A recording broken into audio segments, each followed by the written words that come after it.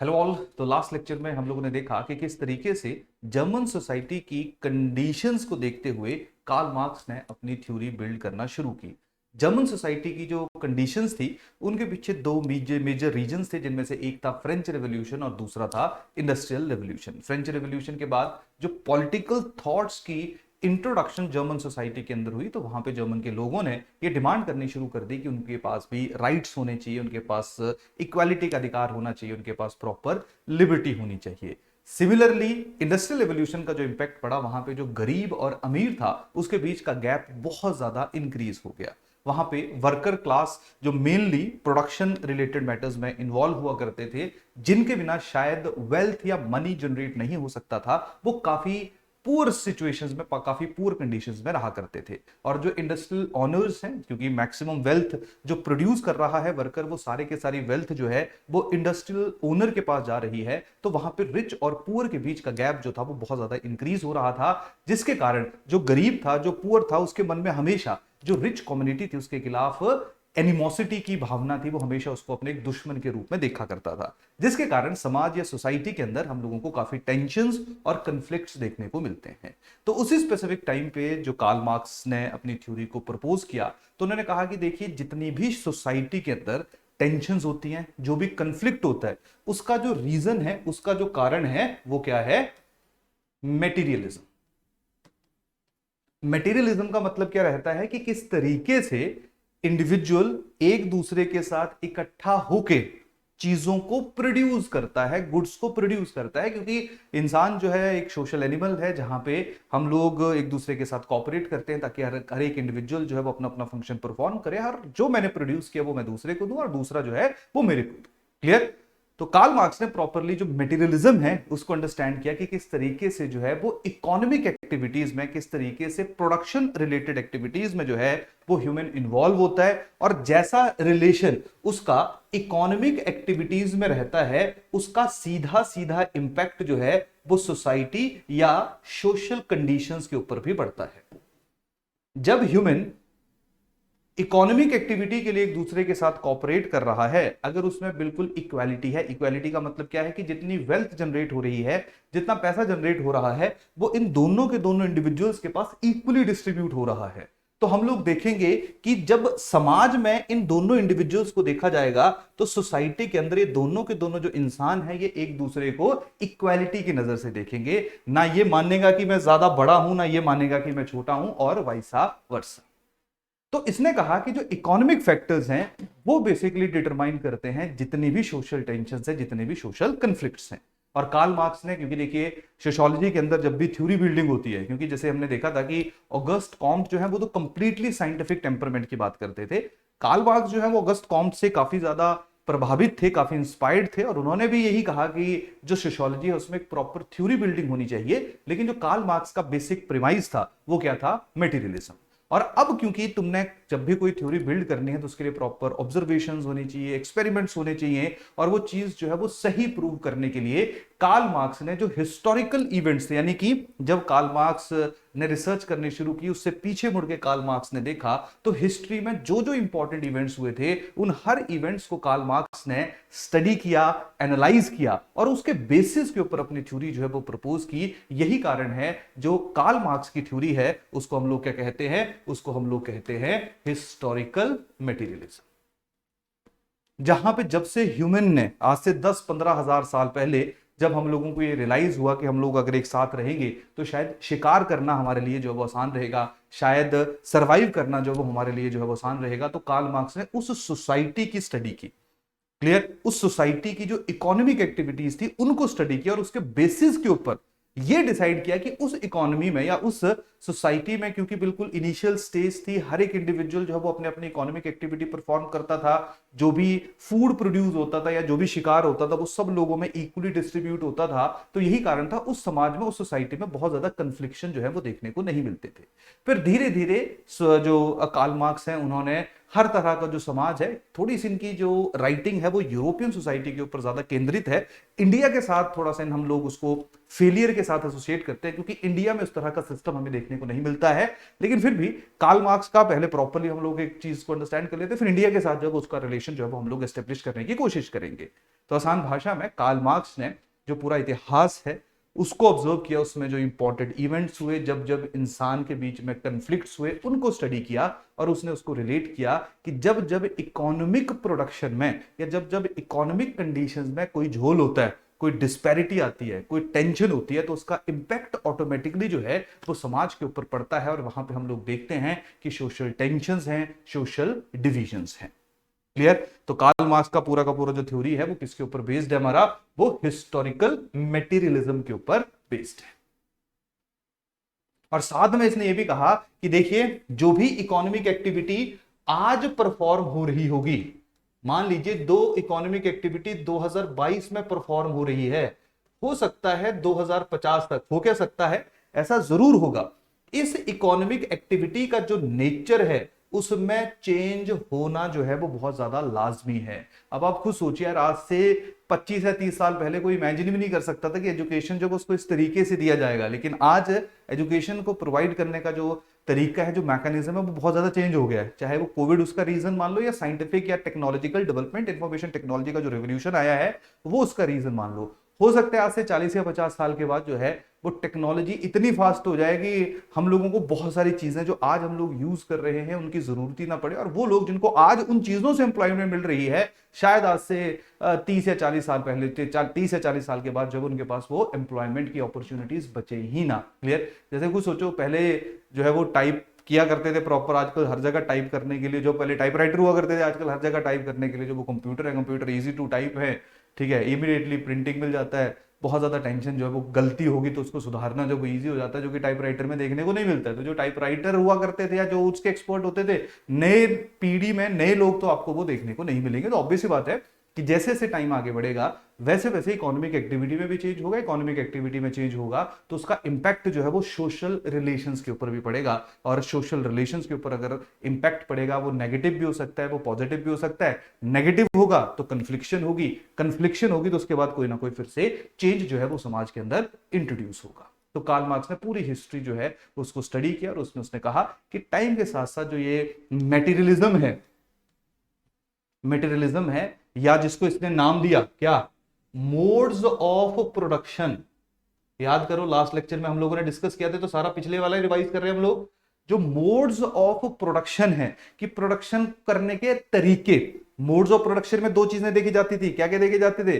जो फोर्सेस हैं और उसके साथ साथ जो सोशल रिलेशनशिप है, वो दोनों मिलके क्या बनाते थे?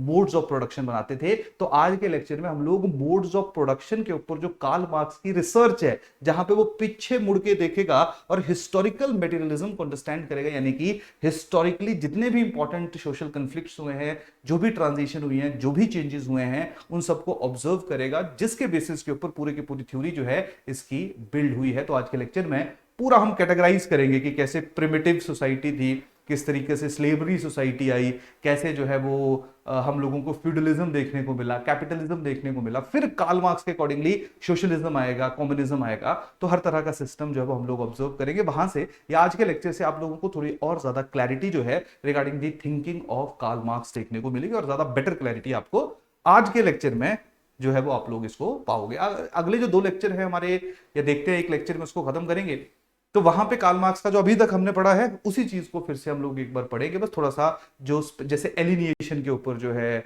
वो उसका क्या जो है वो थॉट प्रोसेस है, क्लास स्ट्रगल के ऊपर जो है वो क्या थॉट प्रोसेस है, लेकिन उनका जो रिलेशन है वो आज का और पिछला जो हमारा लेक्चर है उसी के ऊपर रहेगा। तो बेसिक कंसेप्ट जो थ्योरी के हैं वो हम इन दोनों लेक्चर्स में पढ़ रहे हैं। तो अभी तक हम लोगों ने जो पढ़ा उसको याद दिलाना इसलिए जरूरी था क्योंकि लास्ट वाला लेक्चर और आज का लेक्चर जो है वो एक दूसरे के साथ रिलेटेड है। यही कारण है सबसे पहले जो हमने कल पढ़ा उसको एक बार रिवाइज कर लेते, फिर धीरे धीरे आज का जो लेक्चर है उसकी तरफ हम लोग मूव करते हैं।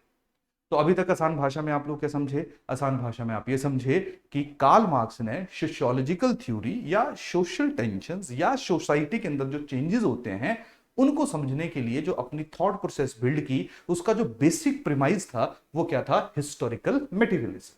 मेटेरियलिज्म का मतलब जो इकोनॉमिक एक्टिविटी में ह्यूमन इन्वॉल्व है, जिससे वो किसी मटेरियल, किसी गुड्स को प्रोड्यूस कर रहा है।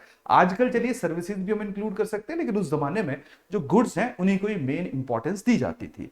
तो कार्ल मार्क्स ने जितने भी हिस्टोरिकल इवेंट हुए, जितने भी हिस्टोरिकल सोशल कन्फ्लिक्शन या टेंशंस हुई, उनके बेसिस के ऊपर जो वो अपनी प्रॉपर थ्योरी बिल्डिंग की और बताया कि किस तरीके से हर एक सिस्टम जो है वहां पे इकोनॉमिक बेसिस के ऊपर, क्योंकि इनइक्वालिटीज थी जिसका इंपैक्ट अल्टीमेटली समाज के ऊपर पड़ा, या सोसाइटी के अंदर इनइक्वालिटीज जो इंट्रोड्यूस हुई, और वहां पे हम लोग देखते हैं कि सोसाइटी के अंदर कन्फ्लिक्शंस होती हैं।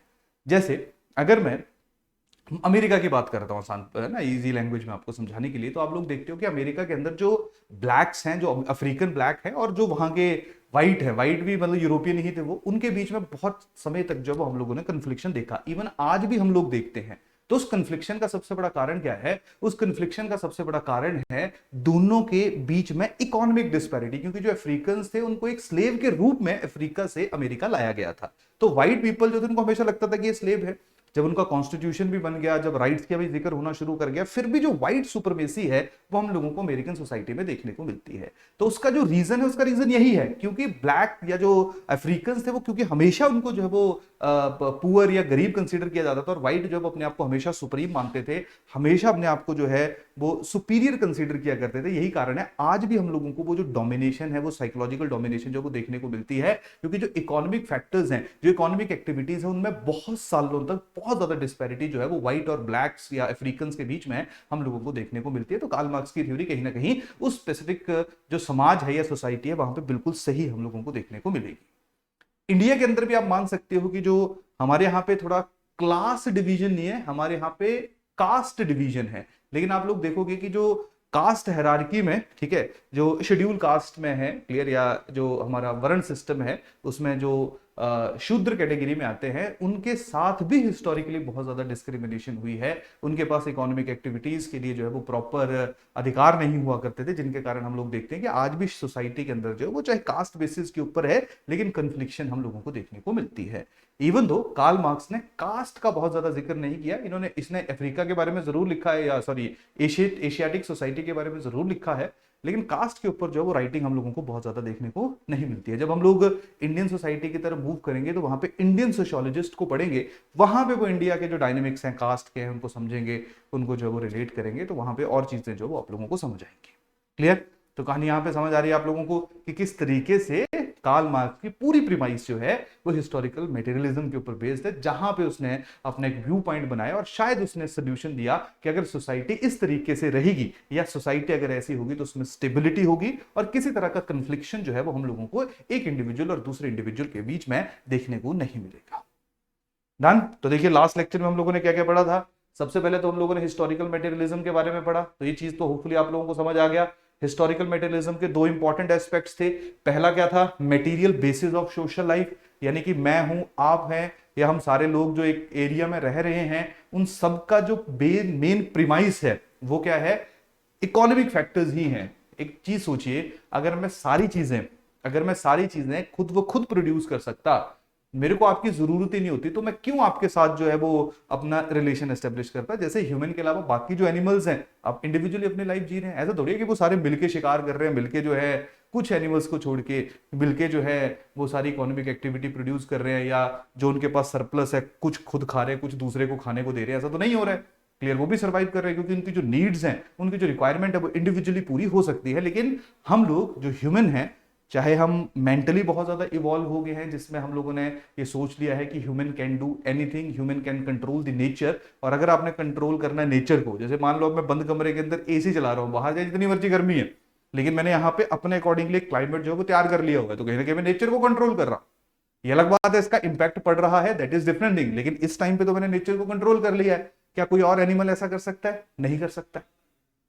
क्लियर? तो जो नेचर को अगर मैंने कंट्रोल करना तो मैं अकेला नहीं कर सकता था ना, उसके लिए मेरे को 10-15,000 लाखों करोड़ों लोग जो थे वो चाहिए थे। तो हम लोग जो इकट्ठे हुए हैं सारे के सारे, according to the Karl Marx, as per the Karl Marx, सारे के सारे लोग जो इकट्ठे हुए हैं वो मटेरियलिज्म या प्रोडक्शन करने के लिए या इकोनॉमिक एक्टिविटीज को कैरी आउट करने के लिए किए हैं। तो जो पहला हिस्सा है वो यही है कि किस तरीके से जो इकोनॉमिक एक्टिविटी है उसने हम सब लोगों को जो वो एक साथ इकट्ठा कर दिया है। दूसरा एस्पेक्ट है, जब हम लोग उस इकोनॉमिक एक्टिविटी को ऑब्जर्व करेंगे तो उसके लिए डायलेक्टिकल मटेरियलिज्म शब्द जो है वो यूज किया गया। डायलेक्ट्स जो है, डायलेक्ट्स एक डायलेक्टिक स्टडी होती है। अब ढंग से सुन लेना, कुछ नहीं होता इसमें। डायलेक्टिक स्टडी में क्या होता है, कोई भी एक इशू है, कोई भी एक प्रॉब्लम है, उसको प्रॉपरली क्रिटिकली जो है वो ऑब्जर्व किया जाता है। क्रिटिकली ऑब्जर्व कैसे किया जाता है, जैसे मान लो कार्ल मार्क्स जो है वो प्रॉपरली जो सोसाइटी है, समाज है, उसको स्टडी कर रहा है। देखिए ये जो डायलेक्टिज्म है या डायलेक्टिक स्टडी है, अलग अलग जो थिंकर है वो अलग अलग तरीके से करते हैं। कार्ल मार्क्स ने डिफरेंट तरीके से किया है, जो हीगल है उसका डिफरेंट प्रीमाइस था। हीगल का प्रीमाइस क्या था, हीगल कहता था कि देखिए यार जो सोसाइटी है, जैसे मान लो हीगल ने देखा कि सोशल टेंशन है, सोसाइटी जो वो खुश नहीं है, सोसाइटी के अंदर जो वो प्रॉब्लम है, तो हीगल ने कहा ये सारे के सारे जो टेंशन्स हैं ये आइडियाज के बीच में है, confliction between the two ideas. तो डायलेक्टिज्म में नॉर्मली हमेशा दो ऑपोजिट जो व्यू पॉइंट्स हैं उनको अलग अलग करके उनके बीच में जो है वो कंपैरिजन कराया जाता है और बताया जाता है कि कौन सा बेटर है या क्या होना चाहिए। जैसे अभी मैं आपको एक एग्जांपल देता हूं, फ्रेंच सोसाइटी का एग्जांपल देते हैं। फ्रेंच सोसाइटी में जो है वो एक आइडिया था। आइडिया किसका था, स्लेवरी का था। तो जो लॉर्ड्स हुआ करते थे, जो जमींदार हुआ करते थे, फ्यूडल लॉर्ड्स हुआ करते थे, उनको स्लेवरी पसंद थी। क्लियर। उनकी पॉपुलेशन मान लेते हैं टोटल 2% थी, लेट अस सपोज 2% उनकी total population. Clear. European society को इन जनरल डिस्कस कर लेते, फ्रेंच को भी मान सकते हैं, लेकिन इन जनरल यूरोपियन सोसाइटी की मैं बात करता हूं तो 2% लोग जो थे वो जमीनों को कंट्रोल किया करते थे, जिनको हम फ्यूडल लॉर्ड्स कहते हैं। क्लियर। उनको स्लेवरी पसंद थी। जो 98% लोग थे उनको तो स्लेवरी ऑब्वियस बात है नहीं पसंद होगी। उनको क्या चाहिए होगी, उनको आजादी चाहिए, उनको फ्रीडम चाहिए। चाहे वो इन 2% से छीन नहीं पा रहे, लेकिन अब मेरे को तो लग ही रहा है यार कि ये तो 3 टाइम खाना खा रहा है मेरा मालिक और मेरे को एक ही टाइम खाना दे रहा है, और वो मेरे को एक टाइम खाना इसलिए दे रहा है क्योंकि जो 2 टाइम अगर मैं मेरे को और खाना दे दूंगा तो उसके घर का खाना जो वो कम हो जाएगा। तो वो हमेशा क्या कर रहा है, मेरे रिसोर्सेज को या मेरे को कम रिसोर्स दे रहा है, मेरे को कम फूड दे रहा है ताकि उसका घर जो है वो भर सके, उसके पास ज्यादा फूड जो है वो हो सके। वो इतना फूड तो अपने कुत्तों को खिला दिया करते थे, अपने जानवरों को खिला दिया करते थे, लेकिन लोगों को खाना जो है वो नहीं दिया करते थे। तो ये सिस्टम चला, ऐसा नहीं है 500 600 700 साल तक जो ये सिस्टम चलता रहा, लेकिन कभी ना कभी तो प्रॉब्लम होनी थी, कभी ना कभी तो लोगों ने आवाज उठानी थी। क्लियर। तो हीगल ने कहा कि यार देखिए जब भी कोई टेंशन होती है या जब भी सोशल चेंज होता है, क्लियर, वो हमेशा आइडियाज के लिए होता है। जैसे यहां पे चेंज हुआ कि देखिए 98% को चाहिए कि जी हमें फ्रीडम चाहिए, हमें राइट्स चाहिए, मेरे को राइट टू इक्वालिटी चाहिए। क्लियर। जो 2% वाले लोग थे वो कह रहे थे कि नहीं जी स्लेवरी बेस्ट है, क्योंकि उनके लिए तो स्लेवरी बेस्ट ही थी। तो यहां पे दो ऑपोजिट आइडियोलॉजीज हैं, दो ऑपोजिट थॉट्स है। तो जो डायलेक्टिज्म होता है, जो डायलेक्टिक स्टडी होती है, उसमें हमेशा दो ऑपोजिट थॉट्स जो हैं उनको आइडेंटिफाई किया जाता है कि वो दो ऑपोजिट थॉट्स कौन से हैं और उनके बीच में कंपैरिजन किया जाता है। तो जैसे हीगल ने कहा कि देखिए लोग स्लेवरी नहीं चाहते थे, लोग क्या चाहते हैं कि हमारे पास क्या हो, आजादी हो, हमारे पास फ्रीडम।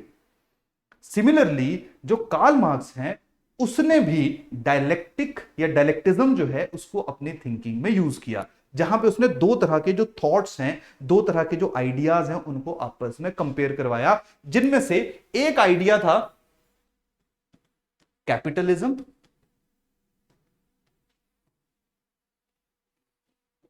और दूसरा आइडिया था कम्युनिज्म। कैपिटलिज्म का मतलब क्या है, लास्ट लेक्चर में हमने पढ़ा है कि पूरे का पूरा जो सोसाइटी है वो हैव और हैव नॉट्स में डिवाइडेड है।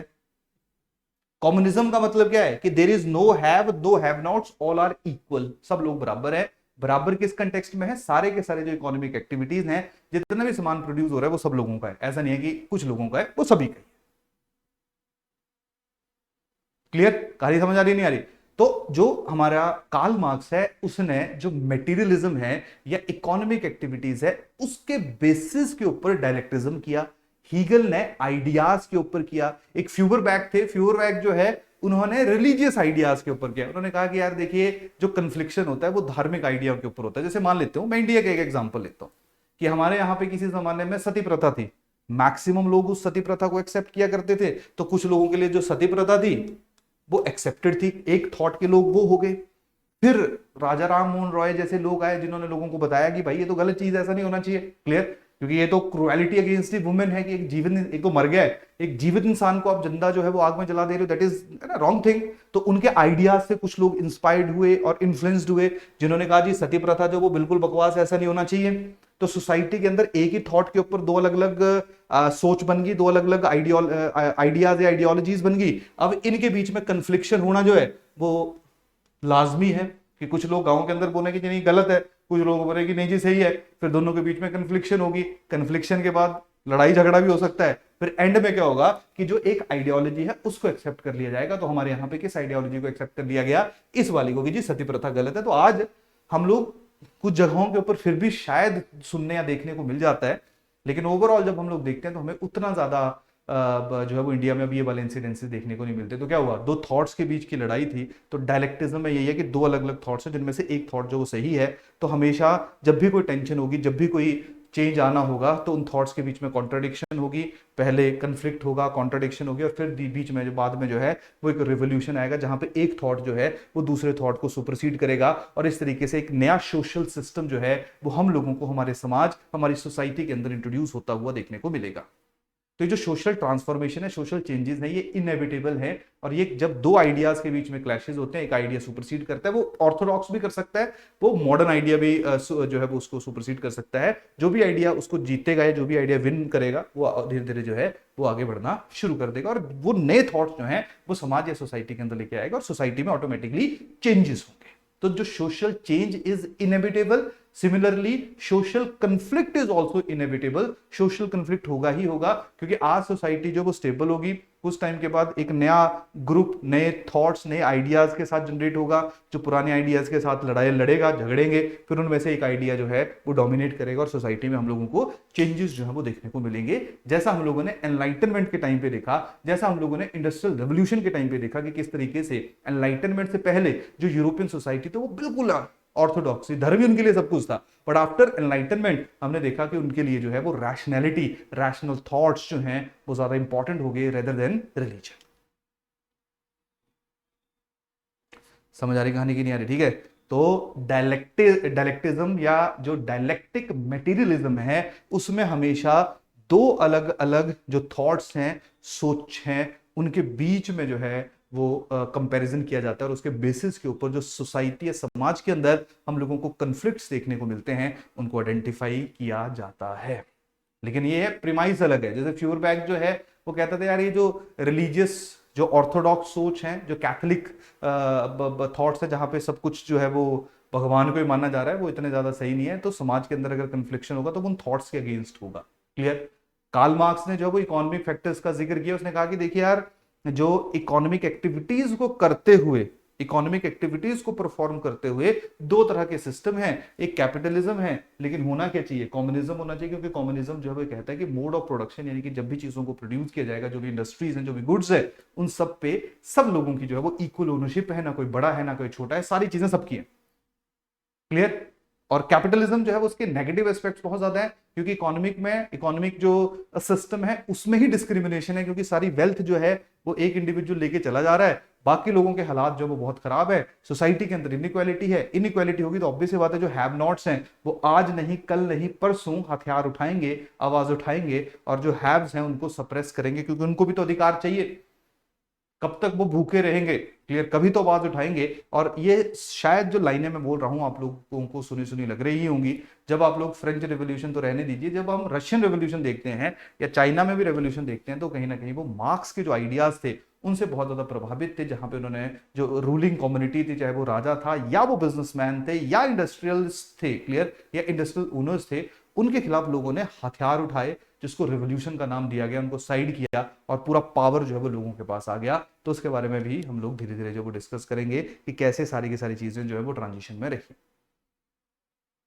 क्लियर। तो जो डायलेक्टिकल मटेरियलिज्म है, इसके बारे में भी आप लोगों को पता होना चाहिए। तो दो हिस्से हैं, समझे आप। अब पुराना लेक्चर रिवाइज करो कि जो हिस्टोरिकल मटेरियलिज्म है उसमें सबसे पहले कि जी हम क्यों बोल रहे हैं कि materialism is the most important thing, Karl Marx ने कहा कि देखिए हम लोग जो कॉपरेट कर रहे हैं या ह्यूमन जो एक दूसरे के साथ इकट्ठा रह के उसने काम करना शुरू किया था, उसका ऑब्जेक्टिव क्या था? उसका ऑब्जेक्टिव एक ही था कि भाई तू शिकार कर लियो, मैं खाना बना दूंगा, या मैं फल तोड़ आऊंगा, तो शाम को बैठेंगे, मैं फल भी तेरे को दूंगा, तो मेरे को जो तूने शिकार दिया है वो देगा। तो सारे के सारे लोग जो इकट्ठे हुए थे इनिशियली, ह्यूमन जो कॉपरेट करना उसने शुरू किया था, उसने इकोनॉमिक एक्टिविटीज के लिए ही किया था। तो अगर इकोनॉमिक एक्टिविटीज में इक्वालिटी होगी, क्लियर, कि जिस एक शिकार करके आया, दूसरा फल तोड़ के आया, फल वाले ने आधे फल उसको दे दिए, या जितने उसने खाने थे उसने फल खा लिए, जो फल वाला तो उसने जो है वो जो शिकार करके आया था उसको खा लिया, तो सब सही है, ना कोई वो बड़ा है ना फल वाला बड़ा है, सब बराबर है। लेकिन जिस दिन शिकार वाले ने बोलना शुरू कर दिया कि भाई तू तो फल ही तोड़ के लाया, ना तेरे में ताकत है ना तेरे में हिम्मत है, मैं तेरे से ज्यादा शक्तिशाली हूं, आज से मैं ही सारे डिसीजन लूंगा क्योंकि तू वीक है, तो इकोनॉमिक एक्टिविटी में जैसे डिस्पैरिटी आ गई कि किसी ने कहा कि मैं बताऊंगा, फल भी मेरे शिकार भी मेरा, चल मेरी मर्जी है, मैं तेरे को फल देने हैं या मैं तेरे को जो शिकार है वो देना है। तो जब ऐसा सिस्टम आ जाएगा कि जब इकोनॉमिक एक्टिविटी में कोई डोमिनेट करना शुरू हो जाएगा, तो ऑब्वियस बात है जो रियल सोशल लाइफ है वहां पे भी हम लोगों को उसका इंपैक्ट जो है वो देखने को मिलेगा। तो सबसे पहला मटेरियलिज्म में आपको ये समझना है कि मटेरियल बेसिस क्या है, कि क्यों हम कह रहे हैं या क्यों कार्ल मार्क्स कह रहा है कि इकोनॉमिक फैक्टर जो है ये रियलिटी में जो सोसाइटी या सोशल लाइफ है या सोसाइटी के अंदर चाहे चेंज है, चाहे कंफ्लिक्ट है या टेंशंस हैं, उनको डिटरमाइन कर रहा है। तो पहला एस्पेक्ट तो हमने कल वाले लेक्चर में पढ़ लिया था। दूसरा हमने देखा कि जब हम लोग स्टडी करेंगे मटेरियलिज्म को, तो कौन सी अप्रोच कार्ल मार्क्स ने अख्तियार की। तो कार्ल मार्क्स ने मटेरियलिज्म को समझने के लिए एक डायलेक्टिकल अप्रोच है उसको पिक किया। डायलेक्टिकल में हमेशा दो आइडियाज के बीच का कन्फ्लिक्शन जो है वो आइडियाज पॉलिटिकल हो सकते हैं, सोशल हो सकते हैं, और एज पर दी कार्ल मार्क्स वो इकोनॉमिक आइडियाज हैं। एक इकोनॉमिक आइडिया जो कैपिटलिज्म जिसको कहा, जो सप्रेसिव है, ऑप्रेसिव है, एक के पास या कुछ लोगों के पास ये सारे का सारा पैसा जा रहा है।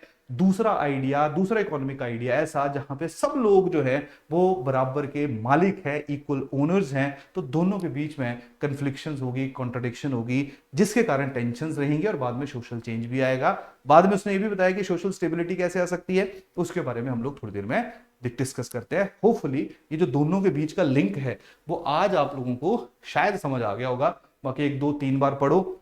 थिंकर्स जो हैं वो थोड़े हैवी रहेंगे क्योंकि इनकी एक अपनी सोच है, एक अपना थॉट प्रोसेस है, तो आपको इनकी थिंकिंग या थॉट प्रोसेस के साथ जो है वो सिंक्रोनाइज करना पड़ेगा। वैसे मैं कोशिश यही कर रहा हूँ कि जो करंट एग्जांपल्स हैं या आसान भाषा में आप लोगों को समझाने की कोशिश करूँ कि कैसे जो है वो इन पूरे जो हमारे सोशियोलॉजिकल थिंकर्स हैं उनका जो कंटेक्स्ट है उनको हम लोगों ने अंडरस्टैंड करना है। क्लियर? तो पहली चीज होपफुली आप लोगों को समझ आ गई कि कैसे दोनों जो है वो एक दूसरे के साथ रिलेटेड है। डन? तो मटेरियल बेसिस में हमने देखा था कि मैन टू मैन रिलेशन देखा था और साथ में मैन टू थिंग्स रिलेशन देखा था। तो मैन टू मैन रिलेशन जैसा होगा, जैसे कैपिटलिज्म में मैन टू मैन रिलेशन के बाद क्या आ रहा था, हैव्स आ रहे थे और हैव नॉट्स आ रहे थे। क्लियर? और मैन टू थिंग रिलेशन में या तो ओनर आ रहे थे या तो नॉन ओनरशिप आ रही थी। तो ऑब्वियस बात है जिनके पास ओनरशिप रहेगी वो हैव्स होंगे, वो डोमिनेट करेंगे, वो एक डिफरेंट ग्रुप बनाएंगे समाज के अंदर, एक डिफरेंट थॉट्स बनाएंगे, और जो हैव नॉट्स होंगे जिनके पास ओनरशिप नहीं होंगी वो डिफरेंट ग्रुप बनाएंगे। दोनों के बीच में जो कन्फ्लिक्शन है, प्रॉब्लम है, वो जरूर रहेगी। तो उसी बेसिस के ऊपर हम लोगों ने जिसको एंटागोनिस्टिक ऑपरेशन भी कहा था ना कैपिटलिस्टिक सोसाइटी के अंदर।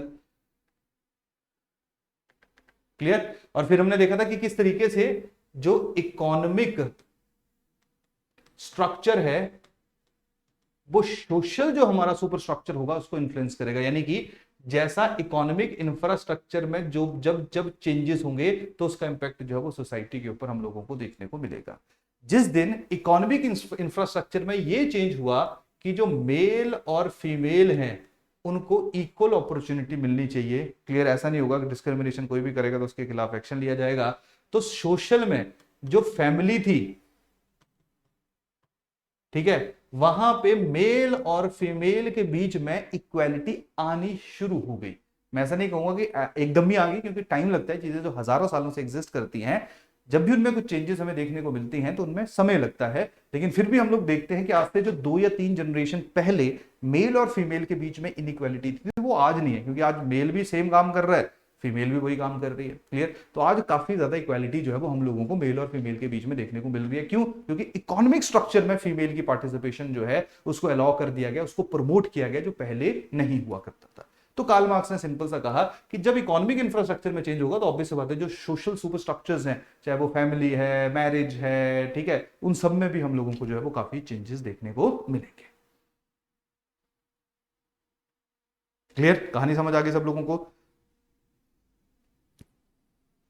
अब चलिए, जो डायलेक्टिकल मटेरियलिज्म है, होपफुली आप लोगों को जो डायलेक्टिकल मटेरियलिज्म है उसका जो कंसेप्ट है कि what is the meaning of dialectical study. तो डायलेक्टिकल स्टडी अलग अलग थॉट्स में हो सकती है। कुछ बोलेगा कि जी जो चेंज हो रहा है, ठीक है, क्योंकि डायलेक्टिक में क्या होगा, दो थॉट्स आएंगे, दो थॉट्स के बीच में कंपैरिजन होगा। कोई कहेगा कि यार जो सोशल कन्फ्लिक्शन है, टेंशन हो रही है, वो Orthodox ideas versus modern ideas के बीच में हो रही है। ठीक है, ऑर्थोडॉक्स आइडियाज जो उस जमाने में कैथोलिक रिप्रेजेंट करते थे, और मॉडर्न आइडियाज जो प्रोटेस्टेंट जो है वो जिसको प्रोटेस्टेंट जो है वो उसको रिप्रेजेंट किया करते थे। शायद आपको पता होगा, नहीं पता होगा। देखिए, कैथोलिक जो है वो थोड़ा ऑर्थोडॉक्स, आज भी आप लोग देखोगे कि जो कैथोलिक्स हैं और प्रोटेस्टेंट हैं, इनके अपने अपने चर्च अलग होते हैं। प्रोटेस्टेंट का चर्च अलग है, कैथोलिक्स का चर्च अलग है। कैथोलिक्स जो है वो काफी ज्यादा रिलीजियस है। जो प्रोटेस्टेंट है ये रिलीजियस उतने ज्यादा नहीं है, ये ज्यादा रैशनल है। नो डाउट भगवान में दोनों मानते हैं, लेकिन प्रोटेस्टेंट कहते हैं कि जी भगवान ने हमें भेजा है अपनी पोटेंशियल को एक्सप्लोर करने के लिए। ऐसा नहीं कि मैं भगवान के सामने जय जय करता रहूं और काम अपना छोड़ दूं। Clear? Protestant, as per the Protestant, भगवान ने बना दिया, भेज दिया, अब आप अपनी पोटेंशियल को फुल यूटिलाइज करो, जाओ और दुनिया का एक्सप्लोर करो। क्लियर? ज्यादा ऑर्थोडॉक्सिटी यहाँ पे नहीं है। कैथोलिक जो है वो अभी भी जो किताबों में लिखा गया है, जो धार्मिक बुक्स में लिखा गया है, उसको ज्यादा सही मानते हैं रेदर देन साइंस। क्लियर? तो जो हम लोग ये यूरोपियन या अमेरिका में स्पेसिफिकली जो इतनी ज्यादा इंडस्ट्रियलाइजेशन देखते हैं, इतनी ज्यादा साइंटिफिक डेवलपमेंट देखते हैं, उसका सबसे बड़ा रीजंस या बहुत मल्टीपल फैक्टर्स में से एक फैक्टर प्रोटेस्टेंट्स का आना भी है। क्योंकि प्रोटेस्टेंट ने जब अपने आप को एक्सप्लोर करना शुरू कर दिया तो उन्होंने साइंस में भी तरक्की की, इन्होंने इंडस्ट्रियल डेवलपमेंट में भी तरक्की की, इन्होंने आज इंफॉर्मेशन टेक्नोलॉजी में भी बहुत ज्यादा जो है वो तरक्की की। तो आप लोग देखना, जितने भी बिजनेसमैन वगैरह रहते हैं, ठीक है, या तो वो एथीस्ट होते हैं, यानी कि वो किसी धर्म को नहीं मान रहे होते, या वो अगर क्रिश्चियन है तो क्रिश्चियनिटी के अंदर वो अपने आप को प्रोटेस्टेंट जो है वो कहते हैं। तो प्रोटेस्टेंट आपको ज्यादा देखने को मिलेंगे। क्लियर? तो कुछ लोगों ने कहा, या कुछ थिंकर्स जो है उन्होंने रिलीजन के बेसिस के ऊपर सोशल कन्फ्लिक्ट्स को समझाने की कोशिश की कि देखिए दो आइडियाज हैं, उनके बीच का कन्फ्लिक्शन है, that is the dialectical study.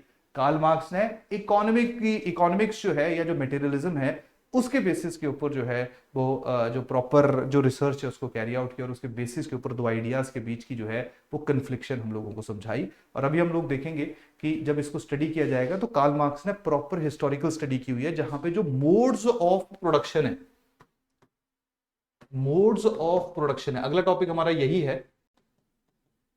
जो मोड्स ऑफ प्रोडक्शन है उनको कैटेगराइज किया हुआ है, अलग अलग तरह के मोड्स में कैटेगराइज किया है। मोड्स का मतलब क्या है कि सोशल रिलेशनशिप, और जो फोर्सेस हैं प्रोडक्शन की वो किस तरीके की होगी। फोर्सेस का मतलब है जो आपकी लैंड, लेबर, टेक्नोलॉजी, सारी मशीनें वगैरह जो है। क्लियर?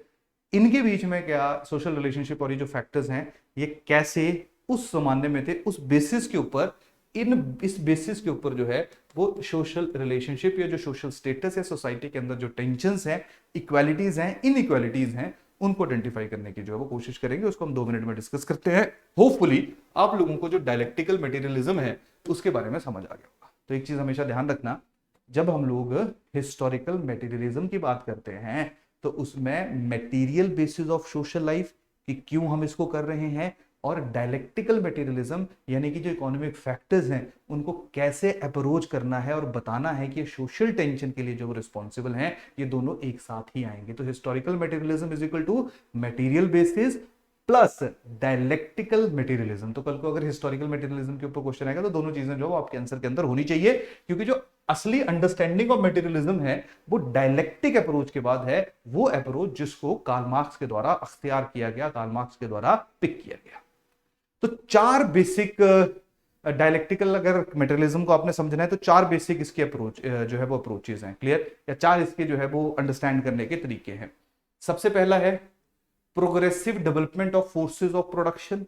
जैसे जैसे टाइम आगे बढ़ेगा, जैसे मैं आपको एग्जांपल भी दे रहा था कि जो आज इकोनॉमिक एक्टिविटीज को शायद जिस तरीके से आज हम परफॉर्म कर रहे हैं, शायद आज से 30 या 40 साल पहले हो सकता है कि जैसे अभी आप इन चीजों को देख रहे हो, आज से 30 या 40 साल पहले चीजें थोड़ी डिफरेंट हो जाएंगी। हो सकता है ऐसे एजुकेशन ना ही हो, क्योंकि आज से 20 साल पहले तो नहीं सोचा था किसी ने कि ऑनलाइन के थ्रू जो है, या जो टीचर हैं, स्कूल के टीचर्स हैं, कॉलेजेस के टीचर हैं, वो जूम के थ्रू जो है वो बच्चों को घरों में पढ़ाएंगे। चाहे Covid is one of the reason, but कहीं ना कहीं जो चेंजेस हैं वो जो है वो हम लोगों को देखने को मिल सकते हैं। क्लियर? 20-25 साल के बाद चेंजेस होंगे, क्योंकि हमेशा जो फोर्सेज ऑफ प्रोडक्शन है, यानी कि जो जैसे फोर्सेज ऑफ प्रोडक्शन में मान लीजिए तुम्हारी मशीन्स है ना, मशीन तो है ही। मान लीजिए तुम्हारी टेक्नोलॉजी है, तो हमेशा ये चेंज होती रहेंगी। तो जब ये चेंज होंगी तो ऑब्वियस ही बात है, जो सोशल रिलेशंस हैं उनमें भी हम लोगों को चेंजेस जो है वो देखने को मिलेंगे। जैसे मैं आप लोगों के साथ एक चीज डिस्कस कर रहा हूं, ठीक है? देखिए, आजकल का जो टाइम है ना, आजकल का जो जमाना है, जैसे मान लीजिए हमारा तो ऑनलाइन वाला सिस्टम है, तो मैं आपको अपना एक एग्जांपल लेके ही समझाता हूँ। देखो, मान लो हम एक कोचिंग इंस्टीट्यूट है। क्लियर? मैंने आप तक पहुंचना है, या मैंने बताना है कि जी मैं सोशियोलॉजी पढ़ा रहा हूं, मैंने आपको बताना है कि जी हमारा ये कोर्स है, कुछ भी है, मैंने कुछ भी आपको कोई भी अपनी इकोनॉमिक एक्टिविटी आसान भाषा में परफॉर्म कर दी है। तो उसके लिए मैं किस पे रिलायबल हूं? मैं फेसबुक या गूगल पे रिलायबल है ना, मेरे रिलायबल इसी पे है। आज से 5-7 साल पहले जब हम कहीं काम किया करते थे, तो हम देखते थे कि वहां के जो इंस्टीट्यूट वगैरह हैं वो कैसे अपनी इकोनॉमिक एक्टिविटी में लोगों तक पहुंचा करते थे। वो पैम्पलेट वगैरह जो वो बहुत फेंकवाया करते थे। आजकल पैम्पलेट पुम्पलेट का जमाना खत्म हो गया। तो मान लो आज सारा सिस्टम फेसबुक और गूगल है, इसके बिना मैं आप तक पहुंच ही नहीं सकता हूं। मान लेते, पता ही नहीं लगेगा आपको कि मैं कौन हूं, ना मेरे को पता, ना मैं आप तक पहुंच पाऊंगा, ना मेरे तक।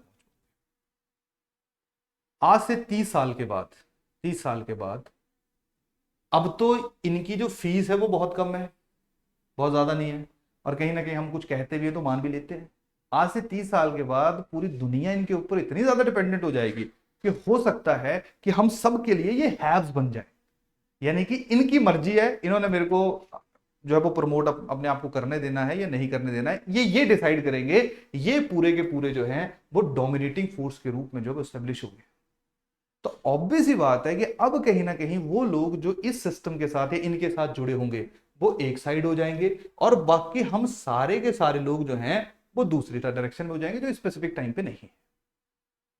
तो फ्यूचर में शायद टेक्नोलॉजी जो है, जो जो फोर्सेस ऑफ प्रोडक्शन में चेंजेस हम लोगों को देखने को मिल रहे हैं, शायद फ्यूचर में ये एक बहुत बड़े कन्फ्लिक्ट का कारण हो सकता है। और ज्यादा दूर क्यों जाना है, आप लोग देखते रहते हो कि जो भारत की सरकार है उसने कभी ट्विटर को कुछ कह दिया, कभी फेसबुक को कहा कि रेगुलेट करो, कभी गूगल को कहा, कभी एप्पल को कहा।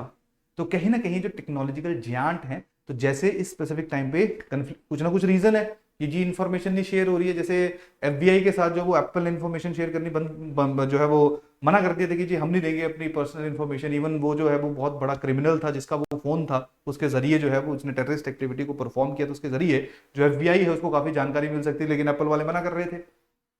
बाद में चलो उनको मानना पड़ा, दैट इज डिफरेंट थिंग। लेकिन कहानी क्या है कि जो जिस तरीके से चीजें with the passage of time आगे बढ़ रही हैं, तो चांसेस हैं कि वहां पे मोड्स ऑफ प्रोडक्शन में या फोर्सेस ऑफ प्रोडक्शन में अगर चेंज होगा तो सोशल रिलेशन जो है उसमें भी हमें चेंजेस देखने को मिलेंगे। आज शायद रिच और पुअर के बीच में डिवीजन है, फ्यूचर में हो सकता है कि जी फेसबुक या है ना, फेसबुक गूगल और जो बाकी लोग हैं, बाकी कंपनीज हैं, उनके बीच में एक डिवीजन हो। या कल को ऐसा हो सकता है कि क्रिप्टो करेंसी किसके पास ज्यादा है, किसके पास नहीं। आज तो ये ना कि किसके पास अकाउंट में ज्यादा पैसा पड़ा हुआ है या किसके पास ज्यादा एसेट्स हैं। फ्यूचर में हो सकता है कि क्रिप्टो करेंसी जो है वो जिसके पास है वो डिक्टेट करेगा, वो दुनिया को चलाएगा, और बाकी लोग जब उसको देखेंगे उसके ऊपर जो वो डिपेंडेंट हो जाएंगे। तो with the passage of time हमेशा जो फोर्सेज ऑफ प्रोडक्शन है उनमें हम लोगों को जो है वो चेंजेस होते हुए देखने को मिलते हैं। और जैसे फोर्सेज ऑफ प्रोडक्शन में चेंज होगा तो कोई ना कोई एडवांटेज पोजीशन में आएगा, कोई डिसएडवांटेज पोजीशन में आएगा। और जब दो ग्रुप बन जाएंगे, एक खुश है एक खुश नहीं है, तो धीरे धीरे जो वो प्रॉब्लम होनी शुरू हो जाएगी। क्लियर? तो धीरे धीरे क्या होगा, जो फोर्सेस ऑफ प्रोडक्शन है और जो रिलेशंस ऑफ प्रोडक्शन है उनके बीच में अब चेंजेस जो है वो इंट्रोड्यूस हो जाएंगे, जहां पे दो वो ग्रुप जो एडवांटेज पोजीशन में है वो शायद उस चीज को मिसयूज करेगा, और जो डिसएडवांटेज पोजीशन में वो हमेशा सोचेगा कि यार ये मेरे साथ जो वो सही नहीं हो रहा है, that is completely wrong thing. Clear? Karl Marx के पर्सपेक्टिव से भी समझाता हूं, तो बस मैं आपको अपनी भाषा में समझाने की कोशिश कर रहा हूं। फिर धीरे धीरे जो फोर्सेस हैं और जो रिलेशंस हैं उनके बीच में कन्फ्लिक्शन होना जो है वो शुरू हो जाएगा। और तीसरा जो आएगा वो क्या आएगा, रेवोल्यूशन। रेवोल्यूशन का मतलब है कि एक सोच जो है, चाहे वो हथियार उठाएगी, आवाज उठाएगी, महात्मा गांधी की तरह नॉन वायलेंस मूवमेंट करेगी, या फ्रेंच रेवोल्यूशन, या जो मैं रशियन रेवोल्यूशन की बात करूंगा, चाइनीज रेवोल्यूशन की बात करूंगा, तो वहां पे हथियारों को यूज करके जो है वो जो दूसरी सोच वाले लोग हैं उनको साइड कर दिया जाएगा, और सब लोग जो है उनके पास पावर आ जाएगी, या जो क्रूअल थे उनको साइड कर दिया जाएगा, और लोग जो सोचते थे कि नहीं जी हमारे साथ गलत हो रहा है, उनके पास पावर आ जाएगी, फिर उनकी मर्जी उन्होंने कैसे चलाना है, that is different matter of discussion. तो अगर कार्ल मार्क्स के इन चार जो डायलेक्टिकल मटेरियलिज्म के चार बेसिक एस्पेक्ट हैं उनको मैं अगर आप लोगों को समझाऊं, तो देखिए, progressive development of forces of production. तो जब इंडस्ट्रियल रेवोल्यूशन हुआ तो नई नई मशीन्स जो हैं, नए नए टूल्स जो हैं वो आने शुरू हो गए।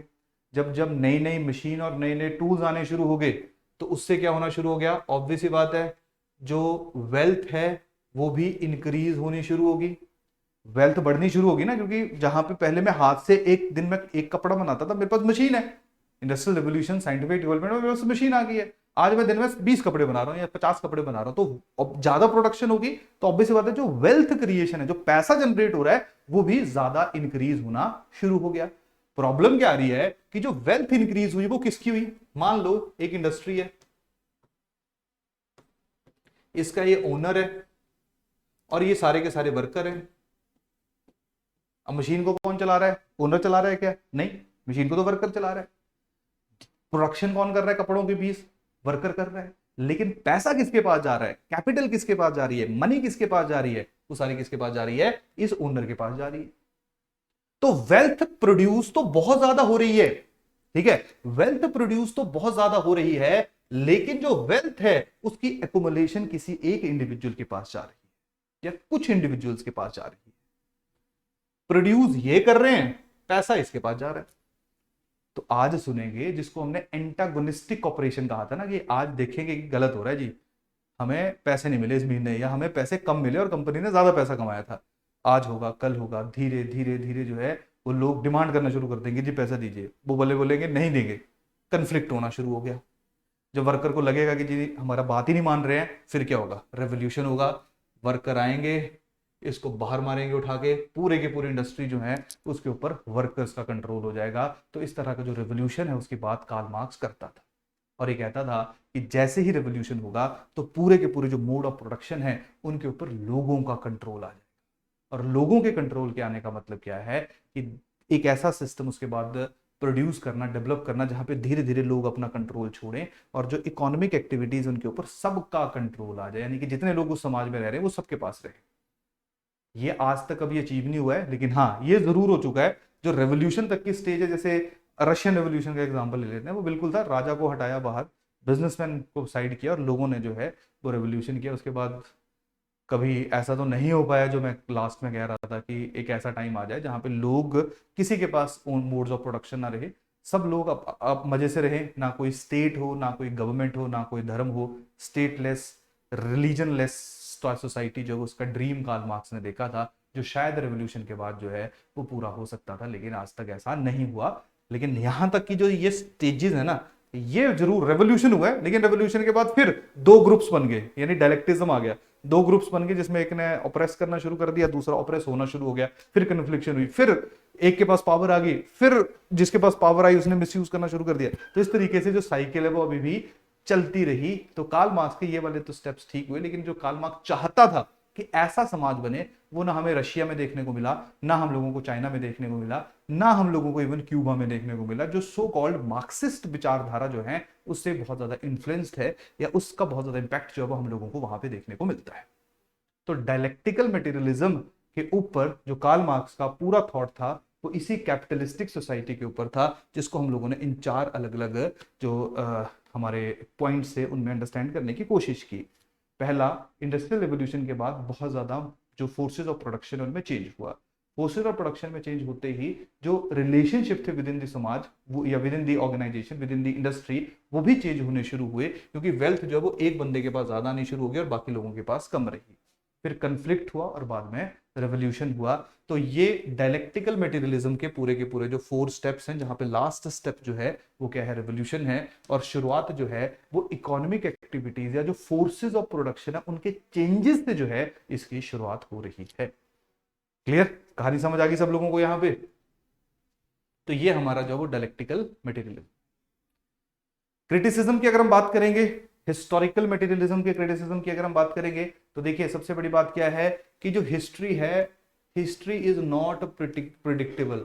ऐसा एक्सीडेंटल जरूर हो सकता है कि 3-4 सोसाइटीज को मैं स्टडी करूं तो मेरे को हो सकता है कि एक्सीडेंटली उनमें कॉमननेस देखने को मिले, लेकिन बहुत बार ऐसा देखा गया है कि हिस्ट्री में चीजें अपने आप को हमेशा रिपीट नहीं करती हैं, क्योंकि हिस्ट्री या जो हिस्टोरिकल इवेंट है वो कोई साइंस तो है नहीं। ठीक है, कि मान लीजिए 1920 में जो है वो स्पेनिश फ्लू आया था और उसके बाद जो है वो सेकेंड वर्ल्ड वॉर हुआ। ठीक है, तो ऐसा नहीं है कि अब कोविड आया है तो थर्ड वर्ल्ड वॉर हो गया होगा, ऐसा कोई जरूरी नहीं है। तो हिस्ट्री शायद अपने आप को रिपीट करे, शायद अपने आप को रिपीट ना करे, लेकिन अगर हिस्ट्री में कुछ एक्सीडेंटल रिपीटेटिवनेस हुए हैं जिसके बेसिस के ऊपर कार्ल मार्क्स ने जो अपनी थ्योरी को बिल्ड किया है, तो इस पॉइंट पे हम कार्ल मार्क्स को जो क्रिटिसाइज कर सकते हैं कि आप हिस्ट्री जो है उसको कैसे ऐसा मान सकते हो कि अगर मान लो हिस्ट्री में पहली चीजें रिपीट हुई हैं तो आज जो प्रेजेंट है वो कुछ समय के बाद वो हिस्ट्री बनेगा। तो ऐसा थोड़ी है ना कि जो पहले चीजें रिपीट हुई हैं वो आज भी सेम चीजें जो अपने आप को रिपीट करनी शुरू कर देंगी, क्योंकि यहाँ पे ह्यूमन इन्वॉल्व है, और जहां पे ह्यूमन इन्वॉल्व होता है वहां पे एग्जैक्ट रिपीटेटिवनेस होना जो है वो थोड़ा सा मुश्किल रहता है। क्लियर। दूसरा जो मैक्स वेबर है, देखो इसने क्या कहा, अपना जो जो कार्ल मार्क्स था उसने कहा कि देखिए जो इकोनॉमिक इंफ्रास्ट्रक्चर है, यही कहा था ना, जो इकोनॉमिक इंफ्रास्ट्रक्चर है अगर उसमें चेंज होगा तभी सोशल जो स्ट्रक्चर्स हैं उनमें चेंज हो सकता है। याद है कि इकोनॉमिक इंफ्रास्ट्रक्चर में चेंज करना पड़ेगा तभी जाके सोशल जो सुपर स्ट्रक्चर्स बने हुए हैं, फैमिली है, मैरिज है, उसमें चेंजेस जो है वो हो सकते हैं। क्लियर। मैक्स वेबर ने अप्रिशिएट तो किया कि जी बहुत बढ़िया आइडिया है, लेकिन at the same time max weber ने इसको क्रिटिसाइज भी किया। मैक्स वेबर ने कहा कि देखिए रिलीजन जो है वो एक सोशल सुपर स्ट्रक्चर जो है उसका एक हिस्सा है, तो ऐसा भी तो हो सकता है कि रिलीजन में कुछ चेंजेस आए और उसका इंपैक्ट जो है वो इकोनॉमिक एक्टिविटीज के ऊपर पड़े, जैसे उसने एग्जांपल दिया प्रोटेस्टेंट के आने का। अब ये जो प्रोटेस्टेंट थे ये तो इसलिए आए थे क्योंकि धर्म के अंदर उनको कुछ चीजें पसंद नहीं आ रही थी, तो उन्होंने उसके खिलाफ जो है वो अपनी आवाज उठानी शुरू कर दी। फिर उन्होंने एक डोमिनेटिंग फोर्स के रूप में अपने आप को एस्टेब्लिश किया और फिर उन्होंने इकोनॉमिक इंफ्रास्ट्रक्चर को चेंज किया। तो उसने कहा कि जरूरी नहीं है कि इकोनॉमिक इंफ्रास्ट्रक्चर से ही सोसाइटी के अंदर चेंजेस हो, कभी कभी ऐसा भी हो सकता है कि सोसाइटी के अंदर कुछ चेंजेस हो, जैसे क्रिश्चियनिटी के अंदर, रिलीजन के अंदर कुछ चेंजेस हुए जहां पे प्रोटेस्टेंट आए और उन्होंने इकोनॉमिक एक्टिविटी को बिल्कुल डिफरेंट तरीके से परफॉर्म करना शुरू कर दिया, और उसके बाद हम लोगों को बहुत बड़ी साइंटिफिक एडवांसमेंट या इंडस्ट्रियल रिवोल्यूशन या इंडस्ट्रियल डेवलपमेंट जो है वो देखने को मिली। समझ आ रही कहानी की नहीं आ रही? तो मैक्स वेबर ने उल्टा कहा, इसने कहा कि यार जरूरी नहीं है। उसने तो कहा ना कि इकोनॉमिक इंफ्रास्ट्रक्चर में चेंज होगा तो ही सोसाइटी पे इंपैक्ट पड़ेगा। इसने कहा नहीं जी, reverse can also be true. जी माइडल है, इन्होंने कहा कि देखिए यार कभी कभी ऐसा भी हो सकता है कि गवर्नमेंट की कुछ पॉलिसीज थी कि लॉर्ड विलियम बेंटिक ने जो है वो सती प्रथा को बैन कर दिया, या जब हमारा देश आजाद हुआ उन्होंने भी सती प्रथा को बैन कर दिया, तभी सती प्रथा जो है वो बैन हुई, उसका इकोनॉमिक एक्टिविटी, इकोनॉमिक इंफ्रास्ट्रक्चर से कोई लेना देना नहीं है। तो कभी कभी जो पॉलिसीज हैं वो भी सोसाइटी को जो है वो चेंज कर सकती हैं, लॉज जो हैं वो भी सोसाइटी को जो है वो चेंज कर सकते हैं। क्लियर। इसके साथ साथ जब उसको कहा गया ही focus too much on the material factors. Clear. इसने जो है वो इकोनॉमिक रिडक्शनिज्म का मतलब होता है जब हम किसी बड़े कॉम्प्लेक्स फिनोमिना जो है उसको सिंपल तरीके से समझाने की कोशिश करते हैं, तो इसको क्रिटिसाइज किया गया कि यार इसने सिर्फ इकोनॉमी के ऊपर ही जो है वो इसकी सिंप्लीफिकेशन दे दी। बेटर रहता है कि इसका जो पर्सपेक्टिव है कार्ल मार्क्स उसको थोड़ा सा ब्रॉड रखता। क्लियर। और साथ में इसने मैक्रो इवोल्यूशनरी प्रोसेस जो हैं उनके ऊपर ज्यादा फोकस किया, और जो छोटे छोटे है ना, जो बिल्कुल हस्बैंड टू वाइफ रिलेशंस हैं, स्मॉल रिलेशंस है, हस्बैंड ना फादर और बच्चे के रिलेशन है, उसके ऊपर जो इसका ज्यादा फोकस जो वो नहीं रहा। तो हिस्टोरिकल मटेरियलिज्म को अगर हमने जो है वो क्रिटिसाइज करना है तो हम इन स्पेसिफिक ग्राउंड्स के ऊपर, इन स्पेसिफिक पॉइंट्स के ऊपर जो है वो क्रिटिसाइज कर सकते हैं। समझ आ रही कहानी की नहीं आ रही? क्लियर है? ज्यादा मुश्किल नहीं है चीजें, अब तो ईजी है। यहां तक ही था जो मेन था थोड़ा समझाने वाली चीजें, जहां पे थोड़ा सा कॉन्ट्राडिक्शन या जो कंसेप्ट है जहां तक मेन है वो होपफुली अभी तक जो है वो आप लोगों को समझ आ गया। क्लियर। अब अगला टॉपिक हमारा है that is modes of production. तो मोड्स ऑफ प्रोडक्शन ध्यान रखो, याद रखो, कंसेप्ट पढ़ा था हमने। मोड्स ऑफ प्रोडक्शन में क्या हो रहा था, जो सोशल रिलेशनशिप्स और जो फोर्सेस थी प्रोडक्शन की, वो दोनों मिलके क्या बना रही थी, मोड्स ऑफ प्रोडक्शन बना रही थी। कार्ल मार्क्स ने क्या किया, कार्ल मार्क्स की जो पूरी की पूरी थ्योरी है वो किसके ऊपर बेस्ड है, हिस्टोरिकल मैटेरियलिज्म के ऊपर बेस्ड है। तो हिस्टोरिकल मैटेरियलिज्म में हिस्ट्री के अलग अलग इवेंट्स को सोशल रिलेशंस और फोर्सेस ऑफ प्रोडक्शन की नजर से देखा गया, और उसके बाद पूरे का पूरा जो हिस्टोरिकल फेजेस हैं उनको कार्ल मार्क्स ने अलग अलग जो एरियाज हैं, अलग अलग जो टाइम पीरियड्स हैं, अलग अलग नेचर ऑफ सोसाइटीज हैं, उसमें कैटेगराइज किया। तो उसको हम लोग क्या कहेंगे, different types of modes of production, या हम लोग उसको क्या कह सकते हैं, stages of modes of production, stages of modes of production. ठीक है, अब समझिए। चलिए, जो अभी तक हम लोगों ने पढ़ा उसके ऊपर फिर से आते हैं।